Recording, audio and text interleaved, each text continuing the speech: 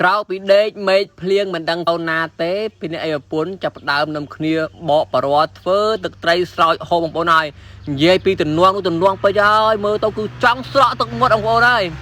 នេះបងប្អូនប្រពន្ធខ្ញុំកំពុងតែចាប់ដើមបកបង្រោះហើយនិយាយថាដៃញាប់ឆ្មេងបងប្អូនហើយចំបាច់បោះធ្លុព្រុចអូយហើយអាពេលអាសាច់វាធ្លាក់មកហើយវាខ្ទាតអាទឹកវាលើចានណាខ្ញុំគាត់អត់ឃើញហើយគឺស្រាវទៅបងប្អូនបើយើងនិយាយពីផ្លែបរោបងប្អូនប្រជាប្រដ្ឋខ្មែរយើងជាផ្សេងអ្នកស្រែចង្ការគឺប្រកាសជាស្គាល់ហើយបរោគឺជាផ្លែឈើមួយដែលដុះនៅតាមវាលស្រែ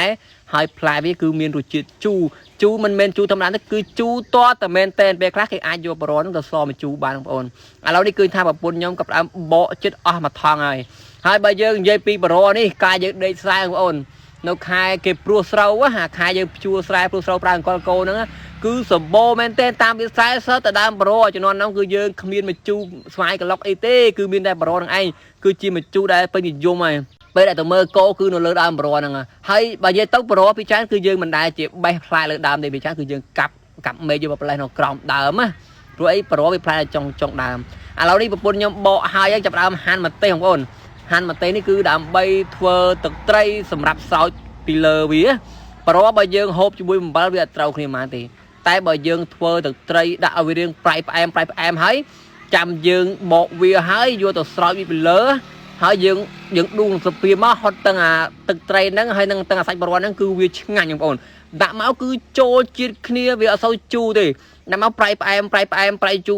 ដាក់មករសជាតិអែមបងប្អូនឥឡូវនេះគឺចាប់ដើមស្រោចទឹកត្រីប្រទេសពីលើផ្លែបរោគឺថាមើលហើយគឺស្រក់ទឹកមាត់បងប្អូនហើយទំនោរមែនទែនសាច់ឡើងក្រហមបងប្អូន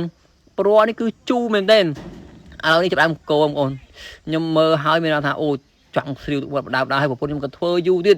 យើងចង់ហូបចង់ព្រោះរសជាតិរំលឹកអនុស្សាវរីយ៍ពីមុនមកហើយប្រពន្ធខ្ញុំក៏កោចុះកោឡើងថែមទៀតហើយបងប្អូនថែមទឹកត្រីទៀតហើយទឹកត្រីប្រទេសថែមទៅថែមមកឥឡូវនេះចាប់ដួសមកឡព្រាបងប្អូនហើយដាក់ឲ្យបងប្អូនអូយជាតិណាស់